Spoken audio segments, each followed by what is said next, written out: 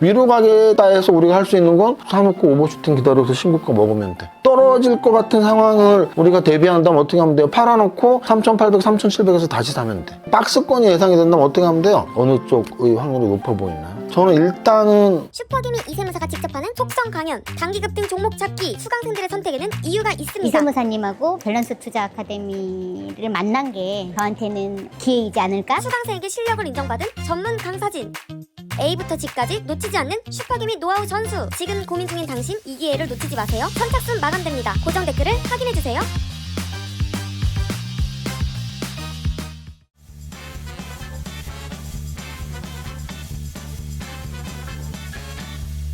대표님, 연정씨? 오늘 어디 가시나요? 오늘은 경제 원탑이라는 채널에 갑니다. 지난번에 한번 출연했었는데요. 이렇게 인터뷰해 주시는 PD님도 되게 잘 진행해 주시고 또 조회수도 꽤 잘 나왔다고 해서 오늘 또 한번 초대받아서 갑니다. 그래서 요즘 장이 워낙 좀 좋은 상태였고 또 지난주에 떨어지긴 했지만 변동성이 굉장히 큰 상태라서 아마 궁금해 하시는 분들이 많아서 좀 이곳저곳 유튜브를 참여하려고 노력하고 있습니다. 자, 오늘 거래소 지수 보면서 지금 어떤 위치인지, 그러니까 지금 위치를 정확하게 말씀드릴게요. 11월 말 11월 첫째 날까지는 뭐 고민할 필요도 없는 상승장. 그래서 어디까지 찍었었냐면 4,200까지 찍었었고요. 지난주 화, 수, 목, 금 4일 동안은 거의 한 3달 만에 처음 나오는 음선 조정장.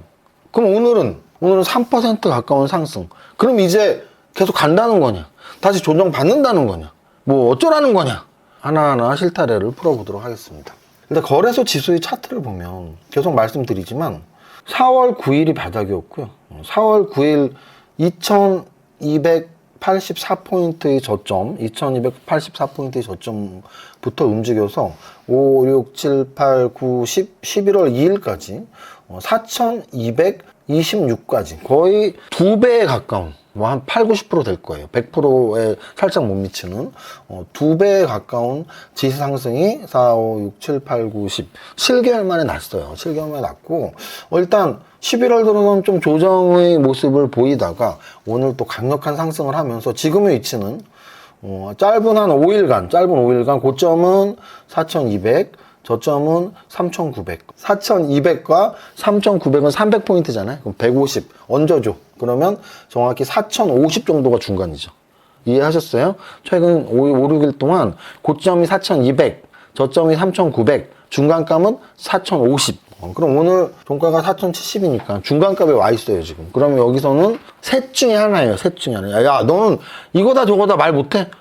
주식이라는 게 이거다 저거다 하나의 방향으로 그렇게 읽히기가 싶다면 얼마나 좋을까요? 그래서 하나의 방향으로 쉽게 읽혀지지 않을 땐 계속 경우의 수를 고려해야 되거든요. 그럼 지금은 정확히 경우의 수는 보통 주식이 원래 세 가지지만 지금은 정말 그 세 가지 중 하나에 딱 기로에 서 있는 위치인데요.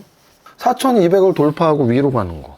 이거 위로 간다는 얘기는 1년 있다, 이렇게 1년 있다가 아니고, 뭐 요번 주나 다음 주 초까지 빠른 시간 안에 4200을 돌파하고 위로 가는 거.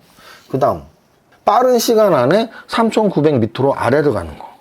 근데 이 빠른 시간 안에 위로 가거나 빠른 시간 안에 아래로 못 가는 경우는 뭘까요? 바로 천천히 3900과 4200 사이를 왔다 갔다 등락을 거듭하는 거. 자, 그럼 3번이 제일 쉬워. 3번일 확률이 높은 우리는 어떻게 하면 돼요? 4200에 가까울 때 매도하고 3900에 가까울 때 매수하면 돼. 이런 걸 우리는 무슨 전략이라 그래요? 박스권 매매 전략이라 그래요. 박스권 매매 전략. 자, 그 다음 4200을 돌파할 게 확률이 더 높다고 생각하면 우리는 어떻게 해야 돼요? 그냥 사놓고 기다리면 돼요. 빠른 시간 안에 돌파할 거라며. 사놓고 기다리면 되지, 돌파할 거. 오버슈팅 나올 텐데.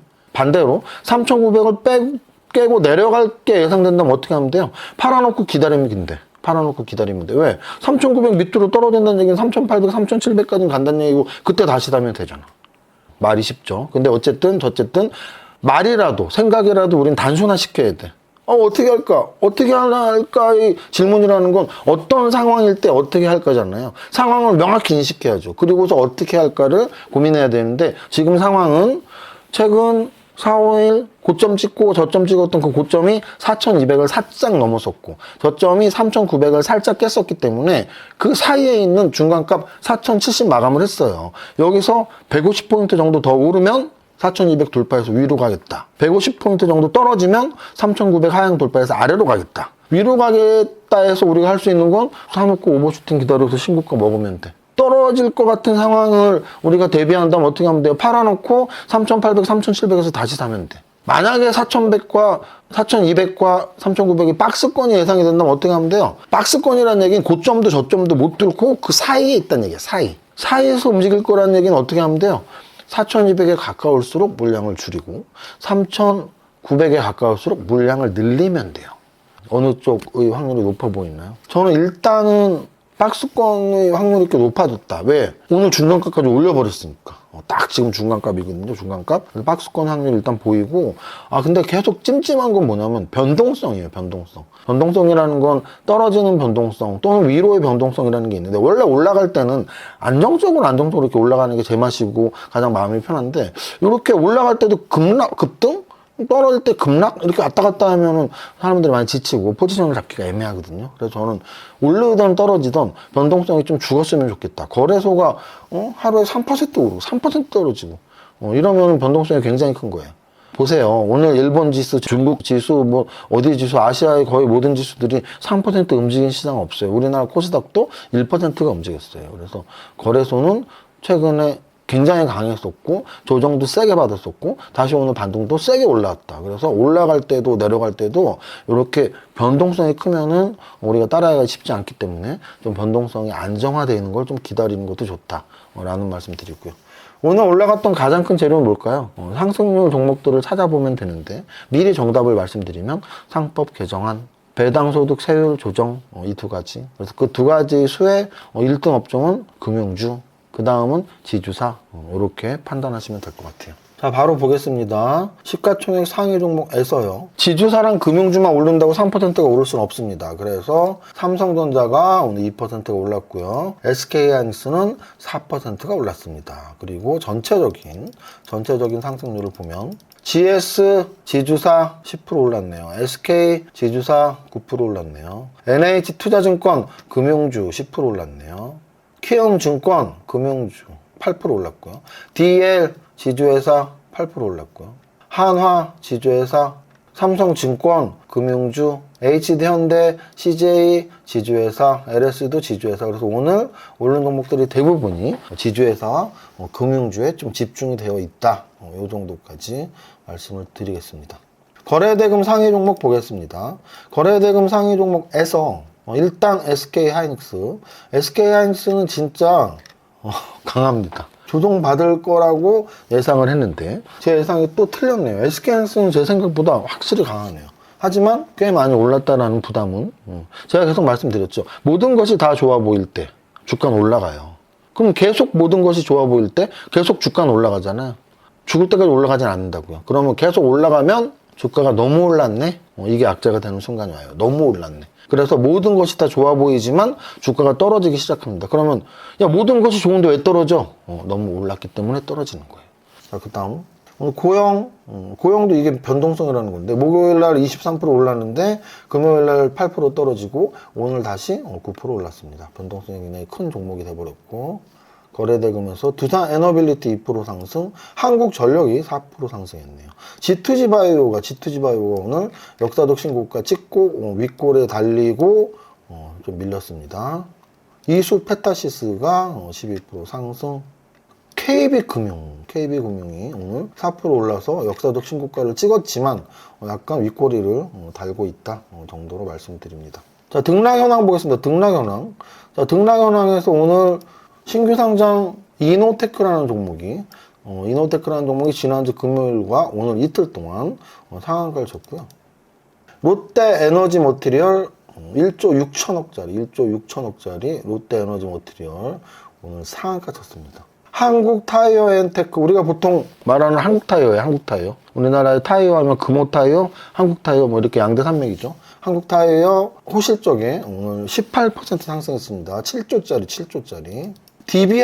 DB하이텍이 반도체 관련주예요. 그래서 제가 반도체 소부장을 계속 봐줘야 된다 하는 이유는 SK하이닉스가 삼성전자가 쉬더라도 쉬더라도 반도체사 부장이 좀 늦게라도 따라갈 수가 있는데 오늘은 쉬지도 않았어. 쉬지도 않으니까 확실히 반도체 소부장이 강하게 따라가는 힘이 생기네요. 오늘 2조 6천억짜리 DB하이텍이 15% 올랐고요. 아까 한국타이어앤테크가 한국타이어의 사업회사라면 지주회사격인 한국앤컴퍼니 오늘 12% 올랐습니다. 한국앤컴퍼니 12% 상승. 이수페타시스 8조짜리 12% 상승. 이수페타시스. 그래서 이수페타시스는 뭐라 그랬죠? PCB. 자, 보세요. 짝짓기 매매가 뭔지 설명해 드릴게요. 이수페타시스에 뭐라고 써 있어요? 기업 개요가. AI 데이터 센터형 고다층 PCB 특화. 그래서 이 종목이 올해 들어서 얼마가 올랐냐면 340%가 올랐어요. 340%가. 1년에 340%면 굉장히 높은 상승률입니다. 거기에 오늘 또다시 12%가 올랐어요. 그래서 제가 건대강연회에서 그리고 종목선정반에서 짝짓기 매매라고 설명을 드리면서 이수페타시스가 이렇게 올라가면 이수페타시스의 짝은 대덕전자가 될 수 있다라고 말씀을 드렸고, 왜? 여기 써 있잖아요. 대덕전자 AI 서버 데이터 센터형 고사양 PCB 수요. 그래서 얘가 뭐랑 짝짓기라고요? 방금 전에 이수페타시스랑 사업 내용이 흡사하죠. 그래서 얘는 올해 몇 퍼센트 올랐니? 올해 얘는 200%가 올랐어. 그러니까 얘도 많이 오른 애야. 많이 오른 애인데 이수페타시스보다는 대덕전자가 덜 올랐고, 마치 이런 거죠. 제가 HD 현대일렉이 대장주일 때 LS일렉도 보세요. 또 하나 에어로스페이스가 대장일 때 LIG 넥슨이나 현대로템도 보세요. 이게 짝짓기라 그랬잖아요. 대장주의 짝. 그래서 이수페타시스가 대장주인데 상승률이 너무 높으니까 대덕전자도 보세요. 이게 짝짓기 매매입니다. 대덕전자 반도체 패키지 기판 중심. 다섯 번째는 짝짓기 매매인데요. 삼성전자와의 거래처 관계, SK하이닉스의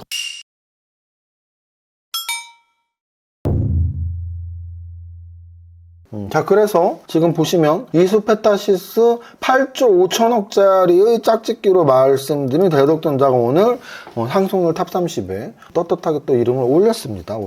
네. 자, 그리고 GS 지주회사 5조짜리 NH투자증권이 7조 8천억짜리 증권주, 여기까지 보시면 될 것 같고요. 장을 다시 한번 정리해 드리자면 11월 1일까지는 브레이크 없는 상승을 했고, 그리고 지난주 화수목금 4거래일 동안 조정을 받았는데 저는 지난주 금요일 날은 휴가였어요. 저희 회사 휴가, 금요일 휴가.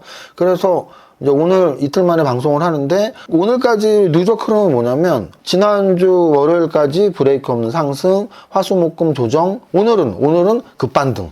여기 급반등의 수치가 지금 오늘 4070인데요. 4070은 3900과 4200의 딱 중간이에요. 그래서 지금보다 150이 올라가면 신고가 돌파, 150이 떨어지면 최근 신저점 3,900 내려간다. 신고가 돌파하면 4,300, 400 가겠다는 얘기고요. 저가 떨어지면은 3,800, 700 가겠다는 얘기고요. 그 두 가지만 있냐 시너리 아니에요. 조정도 있어. 무슨 조정? 3,900과 4,200 사이에서의 조정. 그 조정이 길어질수록 우리는 그냥 짧게 치는 게 나을 수도 있죠. 3,900에 가까워지면 매수, 4,200에 가까워지면 매도.